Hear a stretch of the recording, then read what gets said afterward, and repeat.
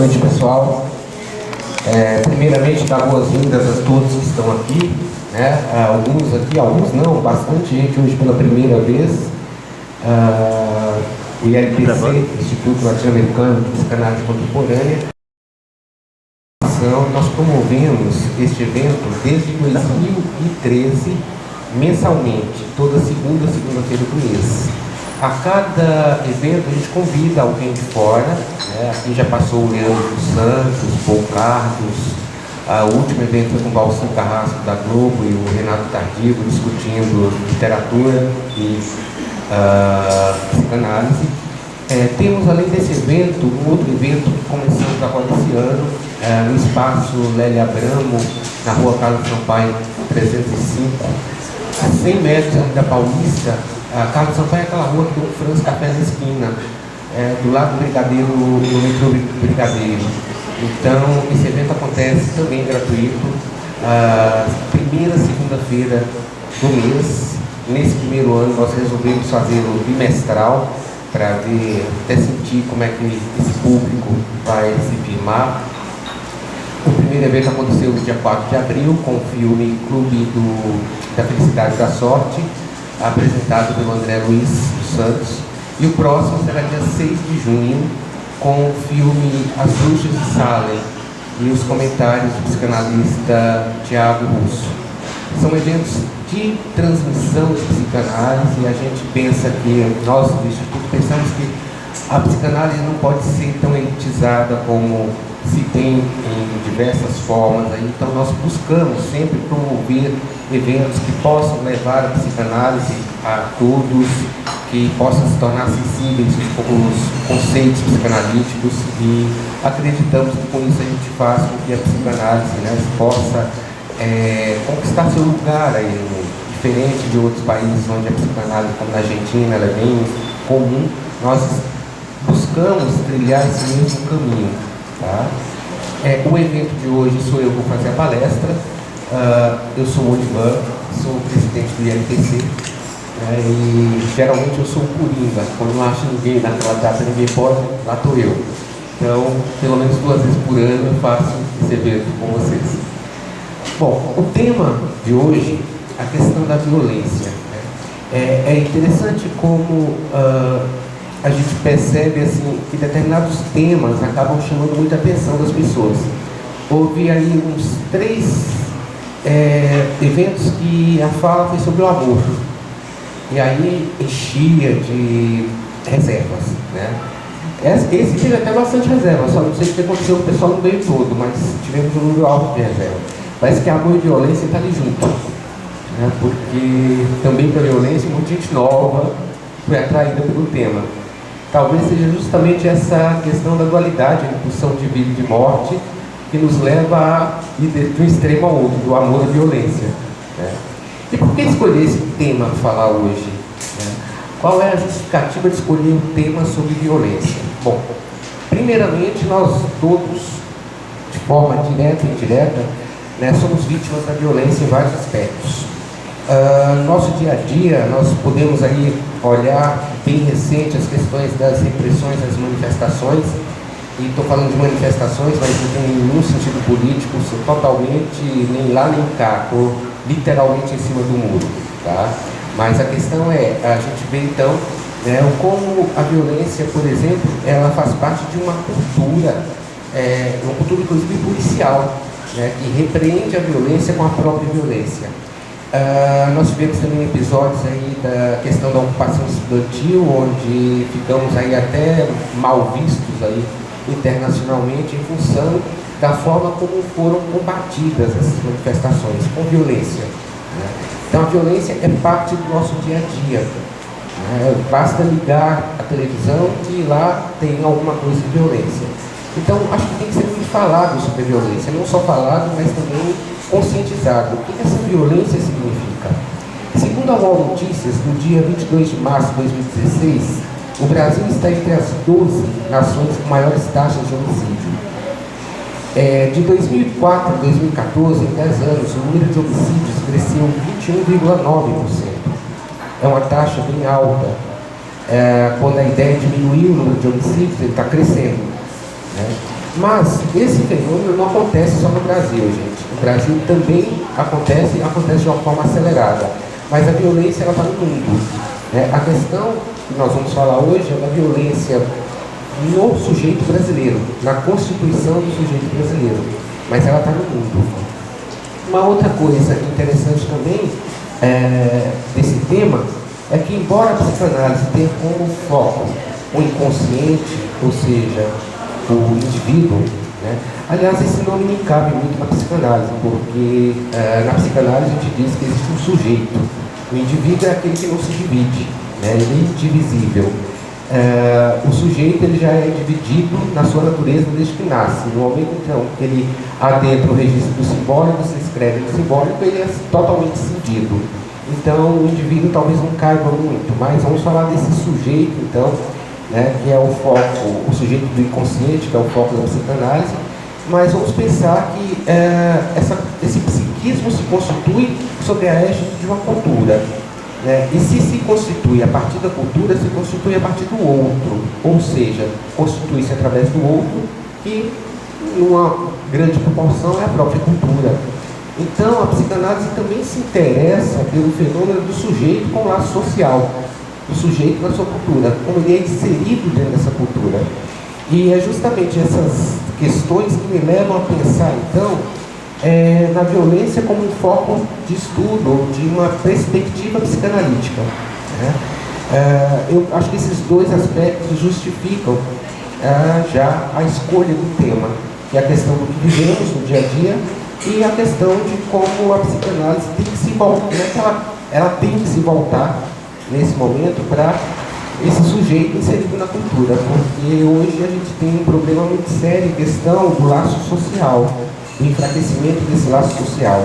E talvez vamos discorrer um pouco para chegar num ponto onde esse enfraquecimento acaba de uma certa forma, resultando numa crescente de violência, numa onda crescente de violência. Começar pela definição de violência. O que é violência, então?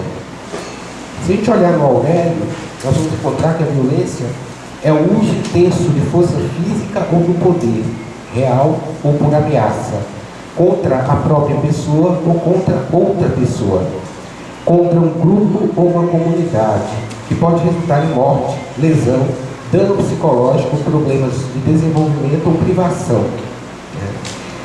Agora, vamos pegar o livro Violência e Psicanálise, um livro de 1984, do Jurandir Freire, que ele vai definir então a violência como toda e qualquer ação traumática que leva o psiquismo a desestruturar-se completamente.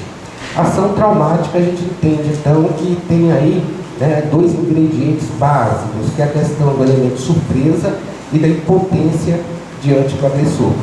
Então, esses dois elementos vão, de alguma forma, caracterizar o ato violento.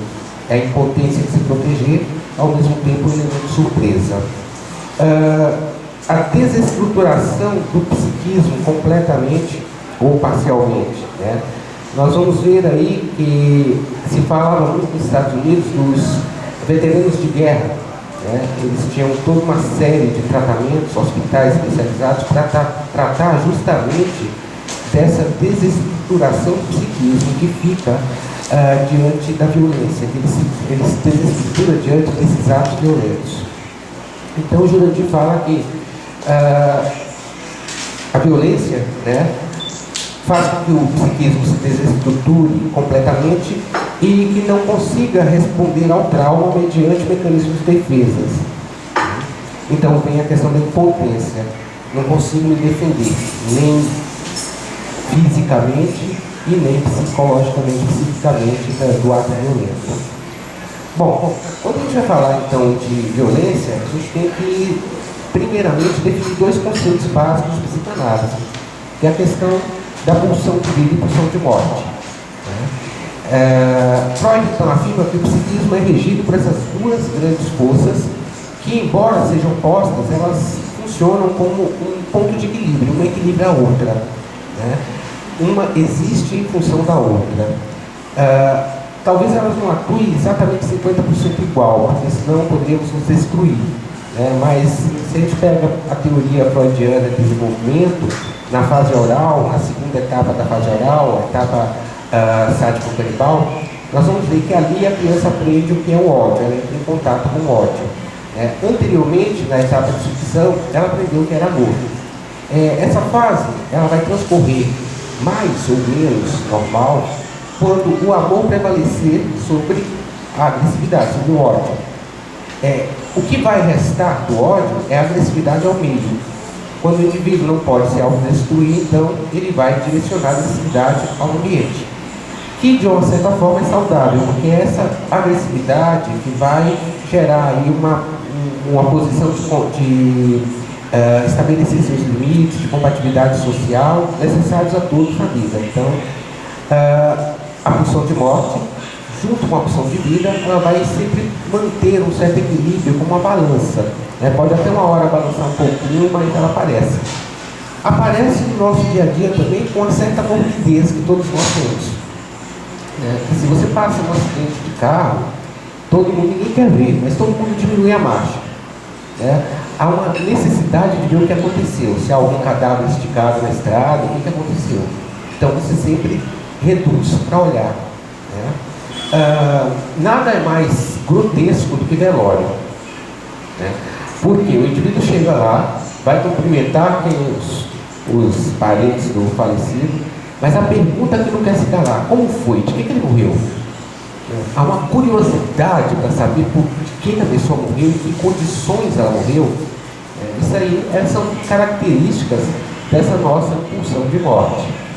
Sem contar no fatídico 11 de setembro, onde o mundo para, ninguém faz mais nada, absolutamente mais nada, para assistir como se fosse um filme a destruição das torres e as consequências dessa destruição.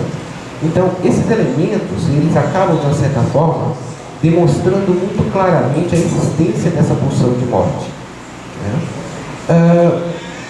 Essa agressividade, essa morbidez, ela é natural do ser humano. Agora, a violência, ela vai um pouco além disso.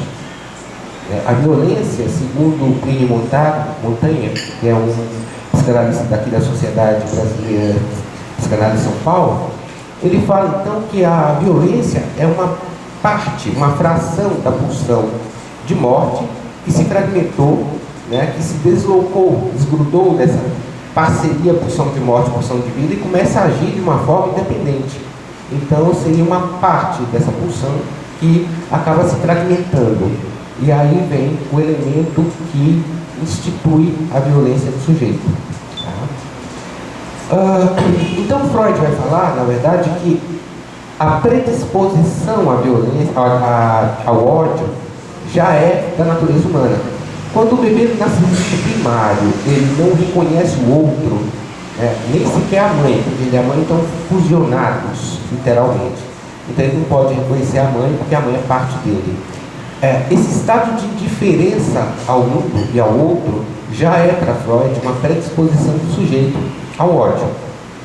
É o não reconhecimento do outro e do valor do outro. Então, para Freud, isso já seria, na verdade, essa predisposição que todo ser humano tem ao ódio. No texto Mal-Estar da Civilização, esse é um texto fantástico, que acho que todo mundo deveria ler, porque ele é sempre atual. O Mal-Estar da Civilização e o Futuro de uma Ilusão, que são textos muito legais de se ler.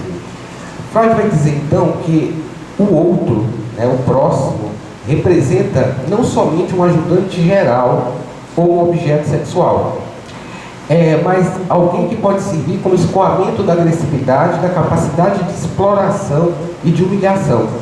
E se isso não acontece, é porque nós tivemos que renunciar a uma pulsão primitiva nossa, de destruir o outro. Renunciamos por quê?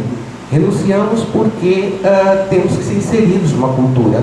E para fazer parte, ser filiado a uma cultura, que acontece lá por volta de 6 anos, com a inscrição no registro simbólico, como um interdito paterno, então, para conseguir viver em cultura, o homem tem que renunciar a algumas pulsões primitivas. Essa pulsão de destruir o outro, de passar por cima do outro, na verdade, a renúncia dessa pulsão é uma consequência dessa inserção na cultura. E que o homem ganha com essa renúncia? Ganha uma promessa de amparo e segurança que a cultura dá.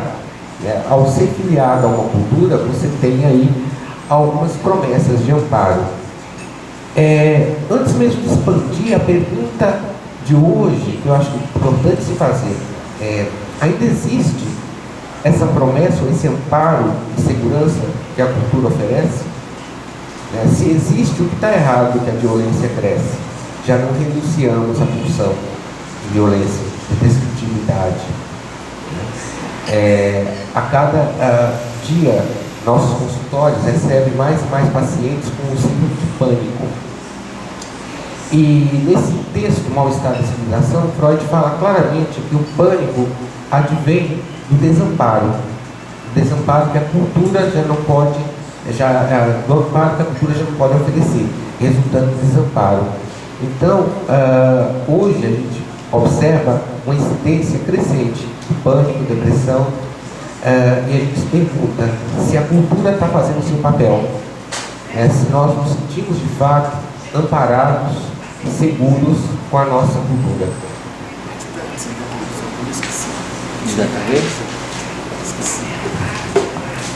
Então, seguindo, nesse texto, Freud fala então que a civilização ela tem como função fazer a união dos homens, do homem isolado às famílias, as famílias a tribos, tribos a povos e nações, por fim chegar no elemento que é a humanidade. Mas para isso aconteça, o homem precisa sacrificar, renunciar suas funções primitivas, em nome desse amparo que a civilização supostamente oferece. Então a civilização é uma função de Eros.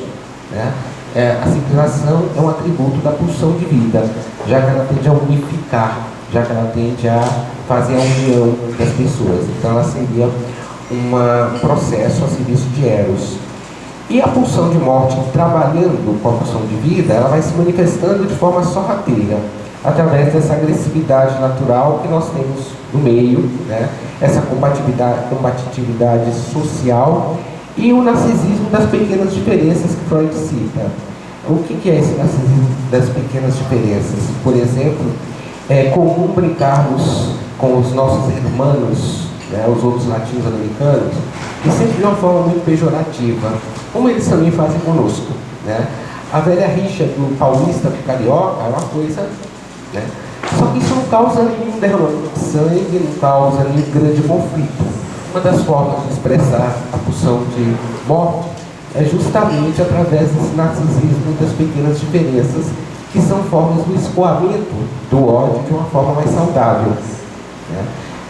Grupos que têm, na verdade, a mesma característica, cariocas e paulistas, são necessariamente brasileiros. Têm a mesma característica, mas se atacam de forma jocosa entre si, sem criar um grande conflito com isso. O Brasil está na América Latina, todos nós somos latino-americanos. No momento que a gente brinca com o argentino ou goza do argentino, temos algo em comum com ele, pertencemos ao mesmo continente. Então, isso Freud chama então de narcisismo das pequenas diferenças. A agressividade aparece na luta pelo espaço pessoal, que é necessário. Todos nós precisamos delimitar o nosso espaço frente ao outro, para que não sintamos invadidos ou agredidos com a presença do outro. Então, é natural mesmo no casal que exista um espaço delimitado, até aqui o outro pode vir, daqui para frente não. Então a violência seria uma parcela livre, como eu falei anteriormente, dessa pulsão de morte que de alguma forma faz uma desfusão com o mecanismo que inclui pulsão de vida e pulsão de morte e passa a atuar de forma solitária, de forma isolada. Então, pensando nesse aspecto, a gente pode dizer então que a violência está diretamente ligada à desagregação, à fragmentação e à ruptura. Porque eles veem essa parcela que entrou em desfusão com o mecanismo, o aparato de equilíbrio aí da pulsão de vida e pulsão de morte, se trata de uma fragmentação. Bom, vamos tentar encontrar algum sentido para essa violência. Nós falamos até aqui de um sujeito universal que tanto faz brasileiro, norte-americano, australiano, foi constituído e tem na sua natureza a pulsão de morte que se expressa através do ódio. Então, aqui nós encontramos um elemento comum na humanidade, no ser humano como um todo, no sujeito em qualquer lugar.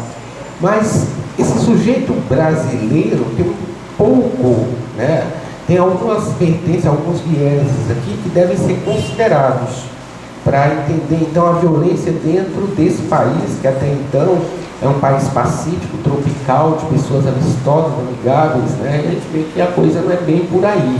Talvez isso seja a máscara que usamos, né? Mas não somos tão pacíficos assim. Ou pelo menos, né, os índices de violência no Brasil mostram isso.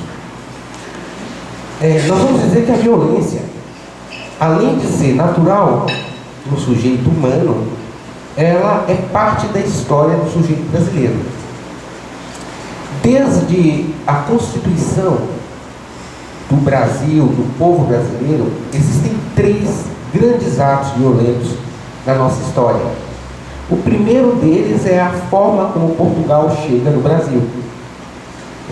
É a forma como a cultura do povo indígena é disseminada, empurrado goela abaixo uma cultura que, né, supostamente superior, mas que faz com que esse pessoal, essa nova cultura usa esse pessoal como mão de obra para trabalhos pesados, destrói todo o patrimônio cultural que eles tinham, impõe de uma certa forma, né, algo que não é desejado por esse povo, algo que não é pedido por esse povo que aqui estava.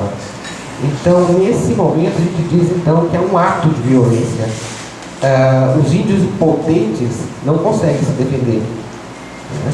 Nesse ato vai lá para frente através de cobranças exorbitantes de impostos do Brasil para a coroa portuguesa. Nós vamos aprofundar um pouco mais sobre isso. Então, esse é o primeiro ato de violência que dá origem à nossa Constituição. Ela já nasce de um ato violento. A segunda grande questão aí da violência é a escravatura, mantida até 1800, os idos de 1880. Né? A crueldade escravocrata era talvez uma das formas de tortura, de punição. Então a gente vai ver que os escravos, né, sofreram aqui grandes violências.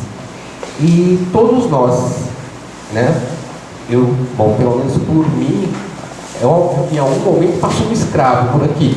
Para chegar na minha rua, passou em algum momento, né? Então, todos nós temos, de alguma forma, ainda que seja um único gene, um único cromossomazinho, nós temos a origem desse povo, pela miscigenação das raças. Então, fomos constituídos através da violência aos escravos também. E a mais recente de todas as violências, de 1964 a 85, que é a ditadura. Não há violência maior do que essa, muito recente, né? É incrível dizer que o Brasil exportou métodos de violência, alegando ser métodos científicos, e ficou conhecido como exportador de tecnologia da tortura. Então, isso é engraçado, porque é uma coisa recente e que parece que todos nós esquecemos. Ninguém fala das torturas providenciadas e falamos da boca para fora, nada é feito, né? Parece que há aí uma tendência natural ao brasileiro não simbolizar a história. Então ele fragmenta a história em pedaços, pega a história que ele quer, mas não simboliza. Essa coisa da tortura fica no real, não vem para o simbólico de forma alguma. E se não vem para o simbólico, não tem como ser ressignificado ou acuada. Então, nós gritamos não à violência, vira um mantra falar abaixa a corrupção, vamos punir os corruptos, vamos acabar com a violência. Mas, de fato, nada fazemos, apenas falamos. Então, essa é uma questão para a gente pensar por quê, né? Esse último fato da ditadura deixou marcas profundas na vida contemporânea do brasileiro. Então, Hoje a gente pode dizer que no Brasil nós temos a violência presente no nosso cotidiano. Violência no trânsito, violência nas ruas, assaltos, bairros distantes sofrem chacinas, questões ligadas ao gênero, homofobia, violência sexual contra mulheres ou indefesos, esses combates às manifestações democráticas pela força policial.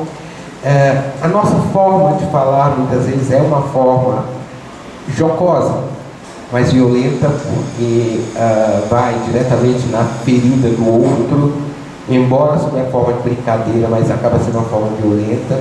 A violência contra o meio, basta lembrar o episódio de São Marco. Não existe violência pior do que essa contra o meio, porque você destrói aquilo que te sustenta, que te alimenta. Você destrói o lugar onde você vive, literalmente. E até hoje nada aconteceu com São Marco. Se fala da multa de bilhões, se fala disso, daquilo, mas o que aconteceu? O que foi feito para recuperar o Rio Doce, para recuperar os afluentes do Rio Doce e do Espírito Santo? Nada, absolutamente nada. Os leitos desses rios foram destruídos e vão continuar destruídos, porque nada foi feito. Então, essa violência ao meio ambiente apareceu ultimamente em grande escala com essa história de São Marco, e ficou todo mundo esperando alguma coisa acontecer, alguém ser preso, alguém ser punido, e nada aconteceu. Está todo mundo aí. Enfim, nós vivemos num mundo cuja violência é crescente, de tal forma que parece até que já nos acostumamos a ela. Você liga a televisão, a mídia está lá, falando de violência. Você entra numa página na internet, as notícias do dia vai ter uma notícia de violência, não adianta. Algumas pessoas vão se deliciar assistindo da Atena, sem contar outros programas que exaltam a violência. Ontem nós tivemos uma coisa que, assim, bem a calhar, o Bolsonaro saudando um ditador que puniu e torturou pessoas. Isso é uma apologia à violência. E querendo ou não, na nossa cultura, isso está presente. A violência não acontece só em determinados lugares, ela acontece inclusive no Congresso. As agressões físicas voltam nas plenárias é uma coisa que está presente o tempo todo. A apologia à violência acontece quando a violência se torna uma forma de lazer. A luta livre, o UFC, são formas de lazer. Lazer violento, lazer que pode matar. Então, a questão é, nos acostumamos à violência? E por que então, quando por que saímos por aí pregando que queremos acabar com ela, se exaltamos de outras formas? Então a violência do UFC pode, porque ela não nos atinge. Agora, quando atinge diretamente o sujeito, ele vai sair para defender a violência. Essa postura é engraçada, que nós vamos questionar essa postura já. Talvez a gente possa tomar, então, de novo a psicanálise para tentar entender essa questão do enfraquecimento do laço social. Lacan, nos seus últimos 10 anos de ensino, ele vai falar, então, da falência do nome do pai. Para quem não está familiarizado com a psicanálise lacaniana, o nome do pai, na verdade, é todo um processo que a criança vai passar a partir do momento que a mãe começa a se afastar. Que no primeiro momento não significa um pai biológico, mas significa um mediador que afasta a mãe do filho. Então, esse afastamento é atribuído a um terceiro ou a alguma coisa que tira a mãe. Esse é o nome do pai. O nome do pai é uma metáfora, na verdade. E Lacan escolheu à toa o nome do pai, em francês, Le Nom du Père, que tem uma homofonia direta com o não do pai, Le Nom du Père. Então, o não do pai e o nome do pai é a mesma coisa, o não que é o interdito. O interdito que vai recalcar o desejo da criança pela mãe. Esse interdito tem que ser forte o suficiente para que a criança renuncie, então, à sua pulsão sexual de desejo pela mãe e possa ser inserida na sociedade, na civilização, nessa promessa de filiação. nessa promessa de sentido que a civilização tenta nos trazer. Quando? Desde 1960, a revolução sexual, toda a questão dos posicionamentos em família, a mulher passa a fazer parte, então, da composição de renda, vai trabalhar, né, e começa a pagar as coisas em casa. Ao sair de casa, ela já não tem um único papel, que era antes de ser mãe e dona de casa, ela passa a ter outros papéis, inclusive sociais, profissionais, sociais, né? O pai, que era antes o dono da palavra final, era o dono do não, né? Ele já não é tão bem posicionado assim, porque ele era o provedor, então a última palavra era dele. Agora a mulher também provê a casa, então ela também tem direito a dizer não. Ele tem que abrir mão de uma autoridade que ele tinha para dividir essa autoridade com a esposa. O que acontece é que nessa troca de posição, o pai se perdeu no seu limite, né? Na sua posição. A pedagogia moderna, ela vem pregando desde 1960 que os pais devem ser amigos do filho. Só que os pais esqueceram que eles tinham que ser pais antes, para depois serem amigos. Então se tornaram só amigos e esqueceram de ser pais. E com isso, esse não funciona. Esse interdito paterno não funciona. E ao não funcionar, o sujeito, a criança, ela não consegue, então, né, perceber que o seu desejo está sujeito além do desejo do outro, que é o que acontece no momento em que a mãe, no Édipo, se sujeita ao pai, demonstrando para a criança que ela também tem que se sujeitar ao desejo do pai, né? É a lei do desejo do pai que vale. Se essa lei do desejo do pai não é forte, eu aprendo então que a lei do desejo do outro, esse outro externo, esse outro par, esse outro autoridade, esse outro que é a cultura, também não importa. Então, se não importa, importa o que eu sinto. Eu já não tenho que renunciar, né, em grande escala, a minha pulsão de prazer, de obtenção de prazer, para pertencer a uma sociedade, porque eu não aprendi isso com o não do pai. E ao não aprender isso com o não do pai, obviamente há um enfraquecimento da forma como eu lido com o outro, né, porque o outro já não é reconhecido como outro igual. O outro pode ser um objeto que eu uso.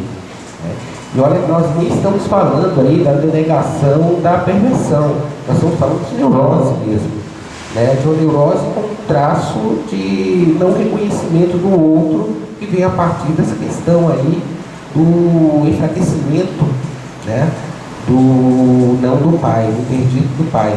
Para falar de perversão, eu teria que falar de uma mãe fálica. Não estou falando nem de uma mãe fálica, estou falando apenas de um pai fraco, né, que não impõe o seu não.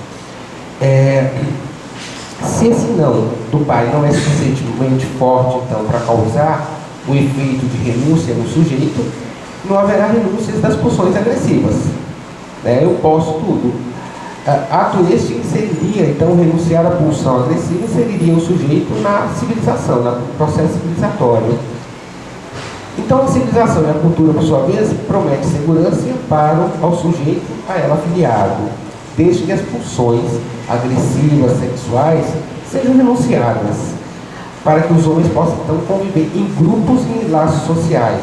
Se não há renúncia dessas pulsões, não há, então, um laço social, ou ele fica fraco demais, né?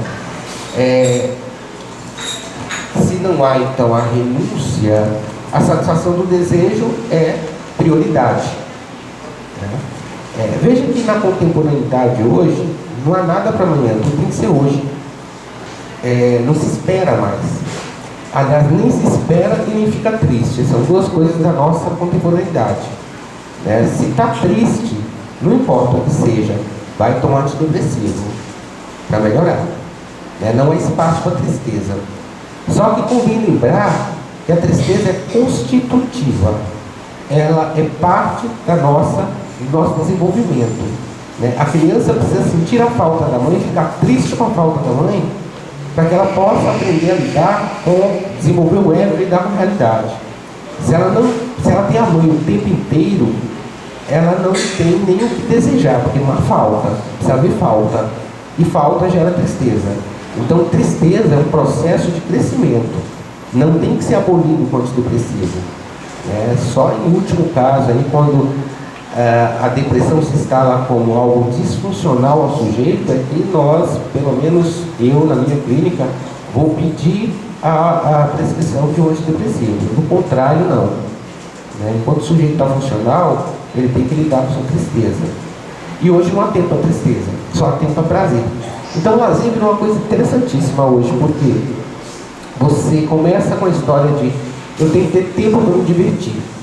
Só que isso passa a ser quase uma norma. E aí tem aquele domingo que você não está afim de fazer porra nenhuma, você quer ficar em casa, de perna para cima, e você fica culpado que você tem que sair e fazer seja lá o que for, não importa o que seja, você tem que sair, tem que se divertir. Então, aquilo que era para ser uma coisa legal, passou a ser um peso, uma obrigação, que a contemporaneidade nos impõe. Você tem que se divertir, você tem que ter prazer a todo custo. Você não pode ficar triste, você tem que estar sempre feliz. E o que vai acabar, prometendo que você não vai ficar triste e você vai estar feliz é o consumo. Aí entra o capitalismo. É a questão do consumir, consumir, consumir para preencher todo espaço vazio do psiquismo. Então você compra coisas. Eu sempre falo em algumas palestras que eu faço de como era no meu tempo. Então eu vim do interior e você na minha cidade tinha supermercadinho, não tinha longe de ter um Extra da vida, coisas assim. Então tinha um supermercadinho, você ia lá, comprava aquilo que era, levava anotado no papelzinho, comprava aquilo e voltava para casa. Hoje você não sai e compra o que você precisa. Você tem promoção não sei de quê, 2 por 1, eu aproveitei o preço, isso aqui estava barato, eu já comprei sem precisar. Então você sai do supermercado com no mínimo 2 sacolinhas, 3 sacolinhas. Você saiu para comprar uma coisa só, mas você não volta com uma coisa só. Você sempre volta com mais coisas. Então isso é uma característica da nossa sociedade, que nos impõe consumir. Porque é só consumindo que você vai ter uma identidade perante o outro. É uma sociedade, então, que literalmente tem como característica o egocentrismo, já que o outro é um objeto do meu uso, só eu importo. Então é uma sociedade que tem como característica principal o egocentrismo e a busca dessa utópica felicidade, e esse prazer imediato. Nada pode se esperar. O sujeito vira e fala, eu vou comprar um carro, e no dia seguinte ele vai e financia 60 vezes e compra um carro sem entrada. Então tudo pode, todo prazer é incentivado, não há espaço nem para tristeza e nem para angústia. Então esse sujeito contemporâneo que usa da violência para desobstruir seus caminhos para o prazer, sem levar em conta a existência do outro. Essa é a nossa característica hoje. Não faz muito tempo eu abri a página da UOL e estava lá uma notícia de uma mãe que tinha decapitado a filha de 3 meses e precisava se ver livre dela, como se fosse um objeto. A filha obstrui o prazer da mãe, ela tem que sair, ela tem que ser colocada fora, excluída. Antes a gente fazia isso com animal. Eu sou defensor de animais. Então, assim, uma paciente me chega, compra um salsichinha para a filha, 6 meses depois a filha se cansou do cachorro, ela chega no consultório e falou, eu preciso me livrar desse cachorro. Óbvio que trouxe para mim, minha casa é alojamento de cachorro, porque eu consigo aceitar esse tipo de coisa. Mas agora se faz com pessoas, eu preciso me livrar dessa pessoa. E vale qualquer coisa para se livrar dela, porque ela está obstruindo o meu caminho para o prazer. Pois bem, vamos falar então aqui um pouco dessa questão desse sujeito brasileiro, então, da constituição nossa enquanto sujeito brasileiro. Quando a coroa portuguesa chega nisso que era uma promessa de uma terra boa, que é o Brasil hoje, ela traz consigo todo tipo de violência e corrupção. né? Portugal estava numa época de desvalorização da moeda, as terras que seriam para plantação agrícola totalmente mal aproveitadas, né? Tinha dívidas externas e precisava de um lugar para explorar, um lugar que tivesse bastante riqueza, para ele retomar então a posição, o status de Estado Nacional forte. Dizem até que na verdade o Brasil já tinha sido descoberto, não foi no ano em que se julga que foi descoberto, né? Portugal já tinha esse trunfo na mão. Então, até aí eu não sei se isso é verdade ou não, mas o fato é que, ao chegar aqui, então, há toda a questão da violência imposta aos nativos, né?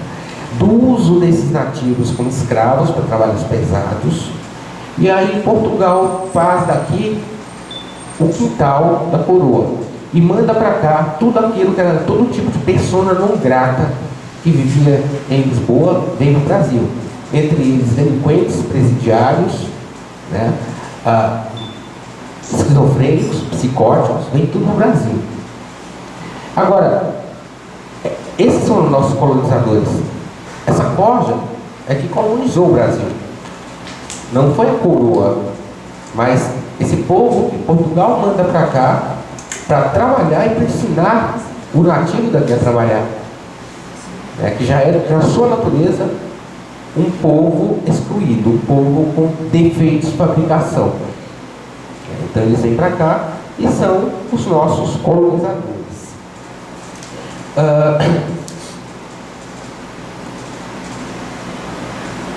Então a primeira remessa dos ditos colonizadores eram dessas pessoas não gratas.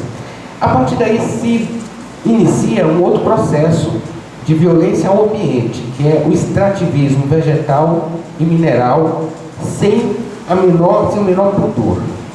Encher o que pode de pau-brasil, extrair o máximo de gemas preciosas. Minas Gerais foi talvez a mais explorada nessa fase aí, para enriquecer a coroa portuguesa. Então isso também é uma violência. Esse extrativismo, sem dar nada em troca, sem prover nada ao povo que aqui fica, apenas tirando, sem nada repor, é uma violência, é uma forma de violência. E a partir então dessa questão do extrativismo mineral e vegetal, vem a extorsão, porque os impostos cobrados eram praticamente extorsões ao povo brasileiro, né? Trabalhar para pagar o imposto a Portugal. Então, a gente entende que não houve a preservação da identidade do nativo, não houve nada dado em troca pelas riquezas tiradas, não houve nenhum tipo de beneficiamento ao país, à terra. Só houve a extração de tudo que se pôde extrair e levar. A gente entende também que uma criança, para se constituir, ela tem que primeiro se identificar. O menino se identifica com o pai 100% identificação fálica, e a menina parte com o pai e parte com a mãe. Então a gente diz que a menina ela tem uma dupla identificação. É o que Lacan fala, que nesse ponto a mulher não existe, porque não há um significante que dê conta da mulher. O falo é um significante masculino. Então a mulher ela tem a identificação fálica, e uma parte é a identificação com o objeto de gozo do outro, que é o feminino da mãe. Mas com quem nos identificamos então? Para nos constituirmos, precisamos nos identificar, copiar um comportamento. A criança pequena ela copia o comportamento do pai, o menino do pai, ele passa a brincar com coisas que o pai faz. Então, se o pai tem um caminhão, ele vai ter um caminhãozinho de brinquedo. Se o pai é grosseiro, ele imita o pai, até o momento que esse comportamento passa a ser dele. Primeiro ele identifica, introjeta esses valores e passa a ser dele. Com quem nos identificamos? Se os nossos colonizadores, os supostos pais, eram corruptos, violentos, como pode ter se dado a constituição desse povo? Se não através desses valores torpes que foram mandados para cá, esse povo com valores torpes. Aí a gente diz que realmente a violência e a corrupção sustenta a constituição do sujeito brasileiro nesse sentido.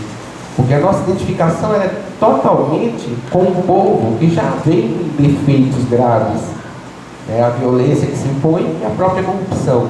Então a corrupção não é nova, ela vem desde, né, dos tempos do descobrimento.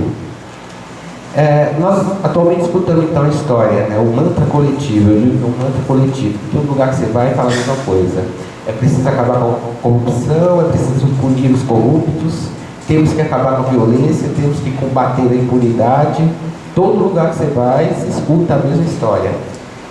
Embora esse seja um mantra repetido o tempo todo, é um mantra que a gente mais escuta, parece faltar algo que mobilize de fato o sujeito brasileiro, incluindo aí povo, governo, autoridade, inclui-se tudo, tá? Para dar conta, um ato que dê conta realmente de acabar com isso, ou de limitar, já que não dá para acabar, porque é parte da constituição desse povo, então que se limite isso, que se ponha, dê uma direção, pelo menos um pouco mais produtiva a essa violência, essa corrupção, né? Então nós falamos o tempo inteiro e nada acontece, né? Tais imperativos nunca se cumprem com eficácia. A corrupção é um fenômeno mundial, entretanto aqui no Brasil ela tem se tornado crescente de uma forma assustadora e aterrorizante, assim como a violência também. Então as duas coisas. Se a gente pegar a história da Argentina, do Chile, né, foram países que passaram, né, épocas onde verdadeiras atrocidades foram cometidas por uma ditadura. E no Chile, na Argentina também teve uma época que a ditadura sequestrava as pessoas, sequestrava os filhos das pessoas, né, que resulta hoje nas Mães de Maio, as avós de Maio, né, um movimento bem característico do povo argentino. E todos eles puniram. Primeiro abriram todas as informações para o povo sobre os ditadores, sobre os agentes públicos que fizeram as torturas, e puniram esse povo. Aqui no Brasil, ninguém foi punido. Pelo contrário, é exaltado, como ontem, né? Há uma exaltação à ditadura, à tortura, ninguém foi punido. Até pouco tempo, os arquivos sobre as torturas e quem torturou os agentes públicos que cometeram as torturas, não tinha acesso, ninguém tinha acesso. Foi preciso movimentar para poder ter acesso à documentação da ditadura no Brasil, né? Então, como nós falamos que queremos punir a violência, se o maior ato de violência mais contemporâneo que temos para a ditadura está impune até hoje, né? E é desses movimentos que saem determinados políticos da vida pregando violência e mais violência. Como é que nós vamos punir, queremos punir, acabar com a violência, se ela está no nosso nariz e nós não fazemos nada, absolutamente nada? Essa é uma pergunta interessante, né? Por que não fazemos? Até pouco tempo, então, nem disponibilizávamos informações acerca das atrocidades cometidas por agentes públicos nesse período de ditadura.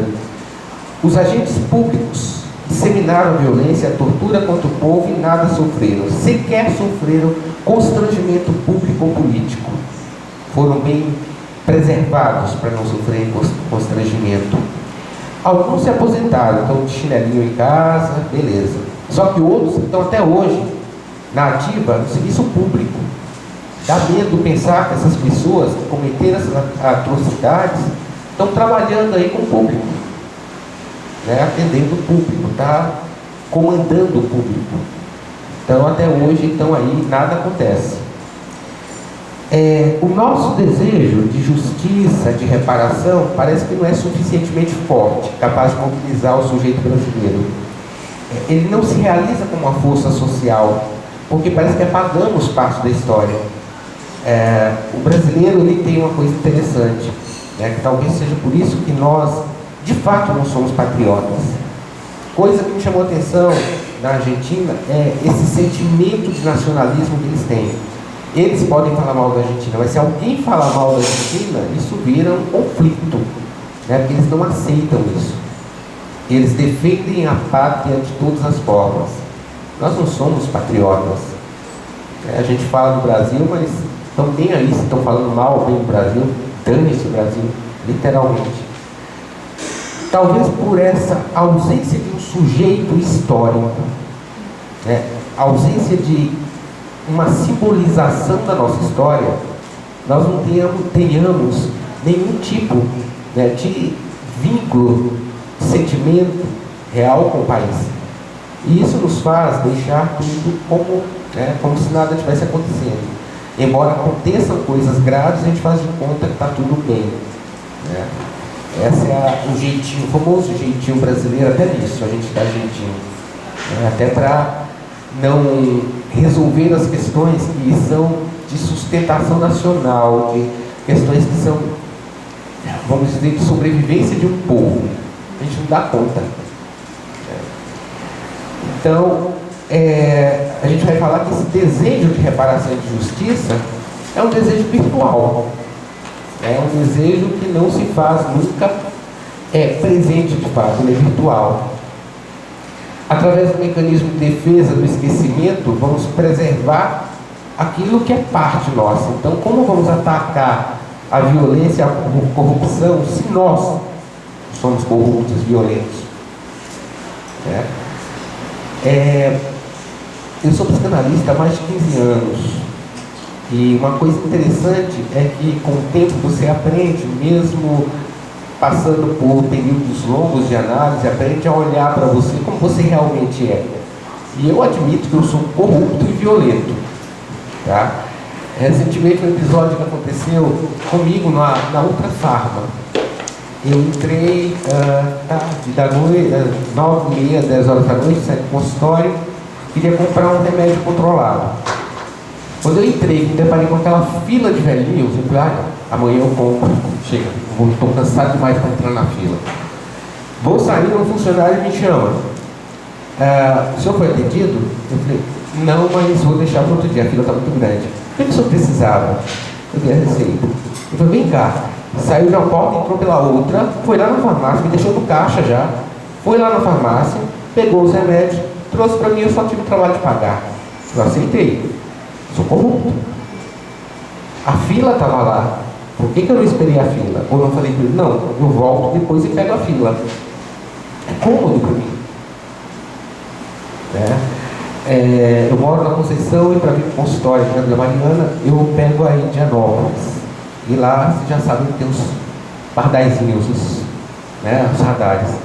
Você desacelera no radar e acelera na sequência. Só passa o radar na velocidade controlada para aumentar a velocidade de novo. Que isso? Senão corrupção e violência. Então todos nós temos a nossa parcela disso aí, que não dá para esconder. De uma forma ou de outra nós aceitamos, damos sempre um jeitinho para que as coisas saiam segundo a nossa conveniência, sem avaliar se isso beneficia o outro. E na maioria das vezes não beneficia o outro. A nossa negociata só faz bem para a gente mesmo. Então isso é corrupção, não tem outro nome. É corrupção. Então como é que a gente vai acabar com uma coisa, com um traço que é presente em nós? A violência e a corrupção é constituição não do sujeito, mas de uma nação. Fica difícil então, só nos resta falar e deixar essa fala no virtual mesmo, sem passar para o ato, porque se passar para o ato vai complicar a situação. Pois bem, a gente poderia pelo menos tentar, através da lembrança histórica dos fatos, tentar limitar essa atuação da violência e da corrupção, deixando-a pelo menos no nível do aceitável, não do idealizado, do bom, mas daquilo que está no limite do aceitável. O que resta então para o sujeito brasileiro? Esquecer o que não se pode eliminar, mas com isso a gente fragmenta a história, fragmenta a ponto de perder a ordem simbólica de um povo, porque partes são tiradas da possibilidade de ser simbolizadas. Então, talvez não seja a melhor forma de trabalhar com a violência e a corrupção. Esquecemos principalmente da forma de tortura usada no período da ditadura, criamos uma certa fragmentação do nosso processo histórico, como se algo não quisesse ser simbolizado e permanecesse no registro do sem nome, que é o real, daquilo que não se pode nomear e que não tem uma representação psíquica. O esquecimento da violência sofrida produz a naturalização do ato agressivo e violento que aparece como sintoma social no nosso país. No momento onde eu não simbolizo, não trago essa lembrança histórica para a história do povo, para a história da minha vida, eu escutei falar, eu não sofri diretamente porque eu era criança, mas pelo menos quando começou a ditadura. Mas eu vi as consequências disso na minha família, vi as reclamações do meu pai falando sobre isso. E hoje, quando eu vejo as pessoas falarem que preferem a ditadura, me dá um medo. Um medo, porque os jovens que falam isso não sabem o que estão falando. Literalmente não fazem noção do que estão falando. Outra coisa que me chama a atenção é que hoje nós temos uma história de livre expressão, democracia, livre expressão do pensamento. Só que, peraí, gente, você vai num encontro, supostamente, falar dessa livre expressão do pensamento. E aí levanta um jovem e fala assim: mas eu posso expressar que eu não gosto nem de viado nem de negro. É livre expressão do pensamento, tu não gosta e acabou. Como assim? Onde é que começa uma coisa e termina a outra? O que é democratização e o que é preconceito e fobias sociais aí diversas? Ser homofóbico, ser, etnofóbico, não é ser democrata. Tem algo errado nisso aí. Tem regras. Democracia é você fazer a sua ação livre e ficar com as consequências dela. Se responsabilizar pelo que você está fazendo. Senão não é democracia, é baderna. Então a gente vê uma pregação, principalmente dos jovens, falando que tudo pode em nome da democracia, da livre expressão do pensamento. Não é assim. Desculpa, mas a coisa, o buraco é um pouco mais embaixo, não é bem por aí. A questão de banalizar a violência, então, ela vem muito dessa história de não simbolizar a violência. No momento em que essa lembrança histórica deixa de fazer parte, abre-se um espaço para a instituição da violência. Por quê? Porque não se combate. E se aquilo que não é combatido pode perpetuar. Se nós não combatemos uma coisa, ela tende a se perpetuar. Então, esse nosso esquecimento histórico abre portas para a banalização da violência. No momento em que as autoridades usam da violência para combater a violência, ela torna isso um traço cultural. No momento em que a polícia tem que ser mais violenta do que os baderneiros, ela torna isso um recurso aceitável, institucionaliza a violência e faz disso um traço cultural. E isso tem acontecido com muita frequência. Nesse movimento todo que acontece ultimamente, político, uma coisa que eu acho interessantíssima é como se combate a corrupção com a própria corrupção, fazendo com que a corrupção perpetue todo o tempo. Os conluios, as coisas obscuras, os tratos obscuros que existem e que nós não nos damos conta, e que diz que está combatendo a corrupção, tem mais corrupção. Então, nós combatemos a corrupção com a corrupção, a violência com a violência, e com isso fazemos com que tanto a corrupção como a violência se institucionalize e seja um traço da nossa cultura. Sem contar a mídia. A mídia, então, essa é fabulosa para fazer com que tudo pareça natural. Porque no momento onde você, dia e noite, abre site de notícia, abre jornal e vê falar de violência, você vai se acostumando com aquilo. A mídia faz um sensacionalismo e de uma forma quase com a lavagem cerebral, falando o tempo inteiro da mesma coisa. Você acaba olhando para aquilo e falando: já não estranho mais, já é esperado. E aquilo passa a ser olhado de uma forma distanciada, sem impacto mais, parece que não é parte do seu mundo, é excluído do seu universo e excluído de tal forma que não impacta mais em você. Hoje, eu vi falar que alguém assassinou alguém, você fala, mas em São Paulo isso é comum. Não, não é comum gente matar gente.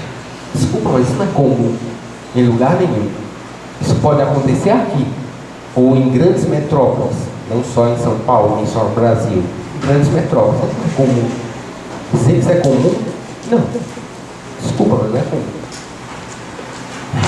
Então, essa banalização da violência acaba se tornando aí, refletindo no arsenal de crueldade das próprias autoridades que deveriam combater a violência, que é o caso da própria polícia, né? Então, como é que a polícia combate a violência? Ou com mais violência, ou ela dá um jeitinho. Então, vamos extorquindo os infratores, né? E fica tudo certo. A gente faz de conta que não viu e passa tudo despercebido. Basta olhar no trânsito como essa coisa funciona. Se você é parado por policial, se você tem jeito, não fala abertamente que você quer pagar, se você sugere a coisa, sempre se dá um jeitinho. Não importa quanto tempo você está sem licenciamento, não paga IPVA, né? Sempre dá um jeitinho. Se for uma mulher bonita, então, e ela der um sorriso sensual no guarda, sugerir alguma coisa, deixar um telefone, o carro pode estar caindo aos pedaços, ele não está nem aí. Então, isso é corrupção.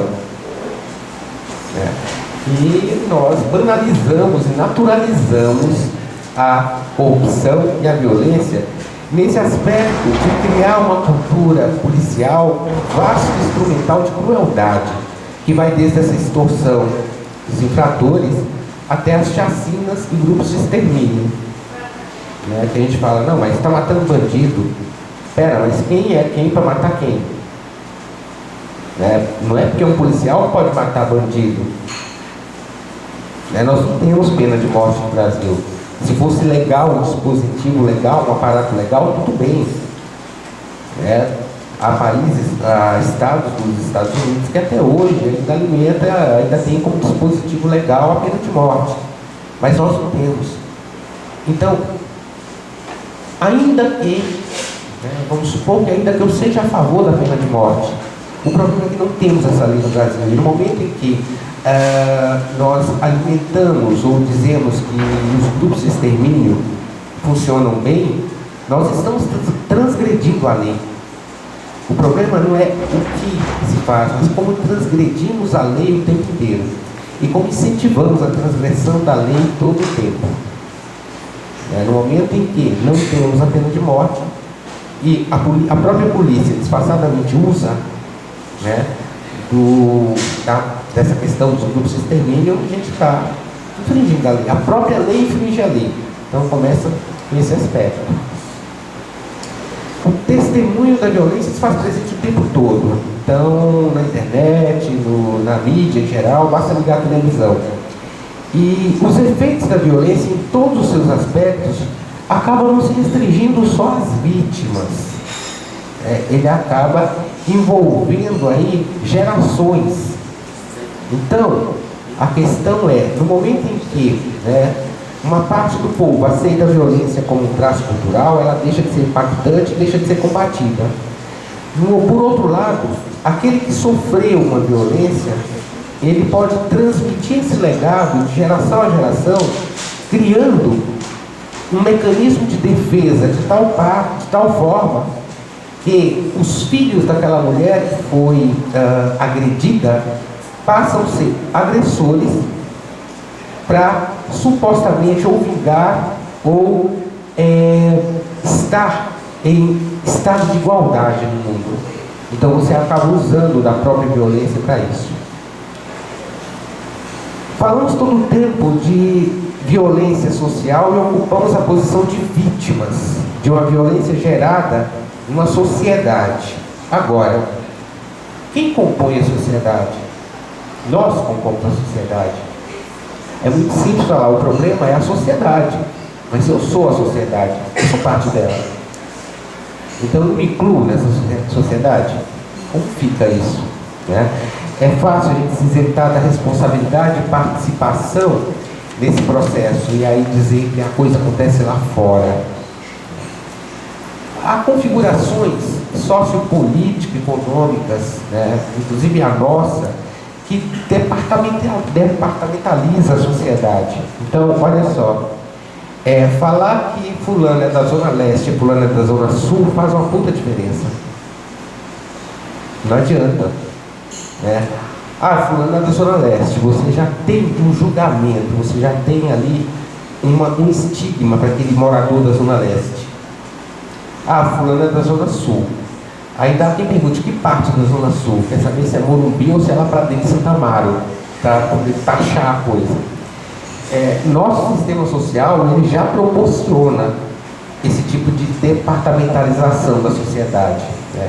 Classifica o sujeito segundo seu poder aquisitivo, hábitos, cor de pele, orientação sexual, e com isso favorece o surgimento da violência, porque você sempre combate aquilo que supostamente não é bom. Então na Zona Leste só tem bandido. Eu já escutei isso.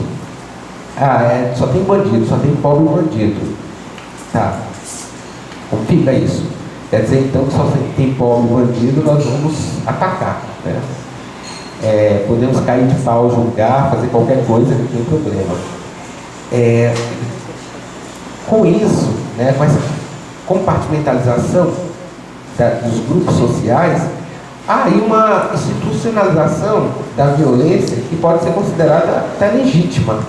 Né? Porque vamos supor aí que a torcida do Corinthians está no mesmo estádio, uma torcida de um time, sei lá, oposto aí, não sei qual é o time que mais briga aí com o Corinthians, quem entende de futebol pode falar isso. Mas em nome dessa torcida, um pode matar o outro. É uma coisa social que nós permitimos e compartimentalizamos. Então, acaba se tornando, o próprio sistema social acaba favorecendo toda a instalação da questão da violência. Vamos falar então que a sociedade é um reflexo da nossa violência interna constitutiva. Porque se nós somos parte da sociedade, o que aparece no social são partes nossas, né? São projeções nossas enquanto sujeito. Não existe uma sociedade sem sujeito. Então esse sujeito, né, deixa suas partes impregnadas onde ele vai, compondo então a sociedade. Então a violência é parte nossa também. Nós vamos pensar então que, né, em nome de uma defesa contra a violência externa, já que não nos responsabilizamos, a culpa é da sociedade, nós podemos então potencializar a nossa própria violência. No dia 13 de abril, né, recente, aí eu abri a página da UOL e tinha uma reportagem que me chamou a atenção. Filho do Jair Bolsonaro atira contra assaltantes na Barra da Tijuca. Filho do Jair Bolsonaro, o deputado estadual do PP, Flávio Bolsonaro, 34 anos, filho do deputado federal do PSC, Jair Bolsonaro, reagiu a tiros a uma tentativa de assalto na manhã dessa terça-feira, dia 12, na Barra da Tijuca, zona oeste do Rio. Bom, o cara estava passando, estava dentro do carro dele, ele viu um assalto acontecer, ele não pensou duas vezes, saiu do carro atirando. Pera, como é que é isso? Eu estou vendo um ato de violência, eu cometo outra violência maior ainda. Aí você fala, mas tem outro jeito? Olha, gente, eu não sei se tinha outro jeito. Sinceramente, eu não sei responder a isso. Mas eu sei que talvez esse não seja o melhor jeito. Não sei qual é o jeito certo. Mas eu sei que cada vez que usamos desse jeito, usamos aquilo que é nosso, constitutivo, que é a violência, para potencializar ou para dizer que estamos combatendo uma violência que não é nossa, que está lá fora, como se fosse diferente o que acontece lá fora e o que acontece que eu faço e o que o outro faz. Tudo é violência, tudo é a mesma coisa, tudo é farinha do mesmo saco. E o mais interessante, onde é que eu encontrei essa notícia? Quando eu cliquei na UOL na notícia, ela foi para a Folha de São Paulo. Aparece em que caderno? Do Cotidiano. Eu achei esse significante fantástico. No caderno Cotidiano da Folha, essa notícia. Para ver o quanto isso se tornou corriqueiro.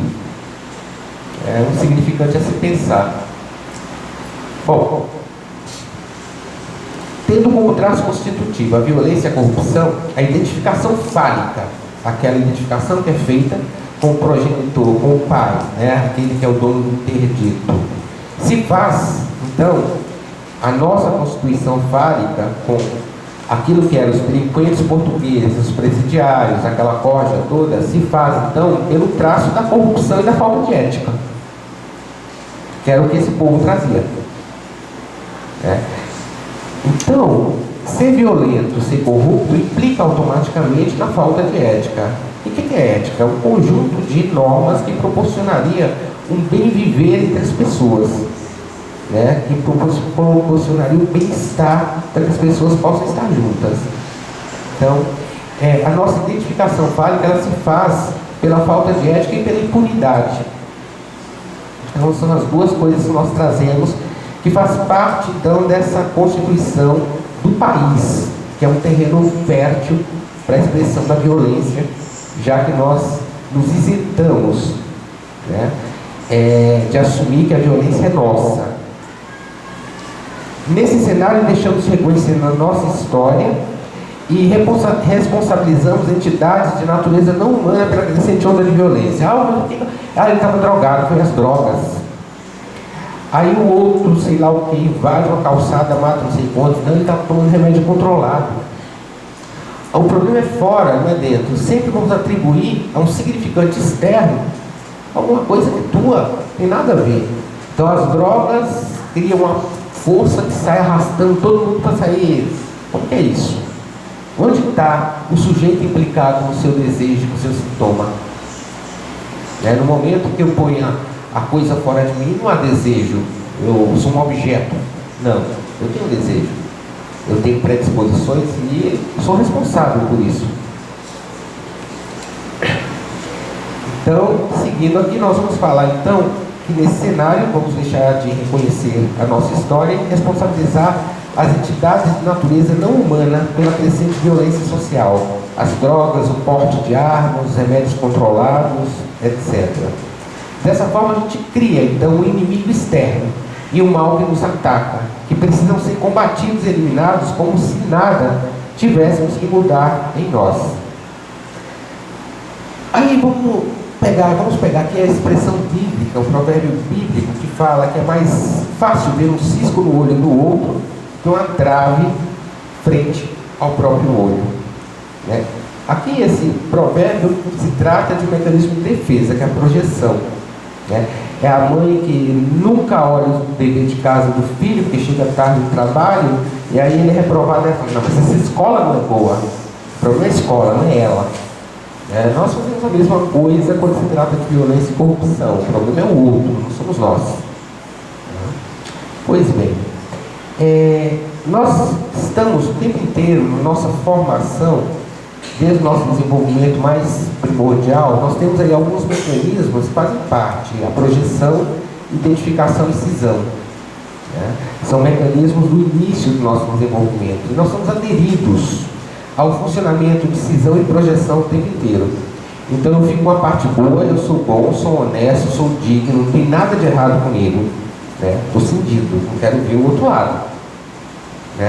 E a violência externa, ou seja, jogo a parte que não é minha, aquela que está cindida, lá para fora, o problema é lá fora, não sou eu. Dessa forma, o que a gente faz? A gente ataca o que está fora e não conserta o que está dentro, ou não limita o que está dentro. Mas para limitar, eu primeiro preciso aceitar que eu tenho, senão eu não posso trabalhar com isso.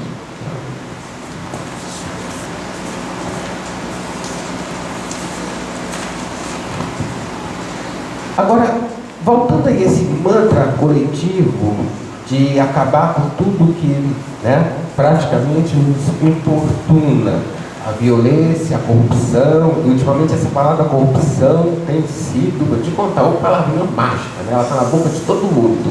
Quem não sabia o que era já sabe, até o gari já sabe de qual que é corrupção. Então, nós estamos atacando o tempo inteiro a história da corrupção do governo. É como se o problema fosse apenas o governo. Veja, Dilma, Temer, Cunha, qualquer um que esteja lá, é um sujeito. Ele não é Deus. Ele foi constituído da mesma forma que todo mundo foi constituído, sofre os mesmos traços, tem os mesmos traços que todo mundo tem. Egocentrismo, né? Todos eles não são sujeitos especiais. É um sujeito contemporâneo com qualquer um, que está sujeito a todas as manobras da constituição desse povo, que é a violência e a corrupção. A grande questão é que, no momento que se estampa a olho nu a corrupção, nós vamos cair de pé, de pau, atacando. Por quê? É mais fácil atacar a grande corrupção do que as pequenas que tem em nós. É o momento onde a gente vai, de novo, decidir, colocar a coisa lá fora no governo. O governo é corrupto? É, mas você também é. Qual é o problema? O governo e você são corruptos, ambos são corruptos. Todos eles são corruptos. Qual é o problema? O problema é que é mais fácil atacar as grandes corrupções que estão fora da gente do que as pequenas que estão na gente. E é nesse impasse que a gente está hoje, com a violência e com a corrupção, atacando fora, né, como projeção de uma coisa interna nossa, que nós não damos conta de assumir, porque ao assumir isso, a gente tem que ter um controle sobre isso. Então é mais fácil não assumir, porque assim a gente continua fazendo as pequenas, né, falcatruas corruptas, conluios corruptos com nós mesmos. E aí a gente ataca o que está fora. Acho que a primeira coisa que a gente tem que fazer então para combater a violência e a corrupção é reconhecer que ela está na nossa Constituição. O sujeito que mata o outro alegando legítima defesa, ele está usando de... Tudo bem, ele está preservando a vida dele, mas ele está usando de violência. Isso quer dizer que a violência está dentro dele, ele não aprendeu aquilo naquele momento. Aquilo já estava lá. Apenas ouviu um gatilho para ser usado. E usado, então, uma coisa que é legítima, né? É legítima a defesa. Nada é mais legítimo do que as guerras santas. Em nome de Deus eu posso matar, posso derramar quanto sangue eu quiser. Posso satisfazer plenamente a minha pulsão de morte, porque é em nome de Deus. Então, é legitimado. É justo. Não importa se é em nome de Deus, em nome de uma política, não importa. O que importa é que nós temos que aceitar que nós temos isso na gente, né, dentro de nós. E temos que aprender a limitar isso. É só aceitando que a gente vai conseguir limitar. Enquanto não aceitarmos, vamos sempre atacar Dilma, Temer, o próximo que vier, e assim vai. Vamos exaltar ditadores, né, torturadores. Vamos esquecer que a nossa história, né, há violência. Então essa é a mensagem que eu tenho para falar para vocês hoje, é olhar o que acontece hoje em termos de violência, né, de tudo isso que queremos combater como se fosse algo fora de nós. Não, está dentro de nós o tempo todo. Cabe a gente, cada um de vocês vai assumir a parte que cada um tem dessa Constituição. Já que não dá para acabar porque é parte constitutiva, pelo menos esse limite sai do usar, né? Para não sair cometendo atrocidades. Então é isso, gente. Eu agradeço a atenção de vocês. Vou abrir para perguntas, para algum tipo de colocação que vocês queiram fazer, para a gente debater um pouco o tema. Ok?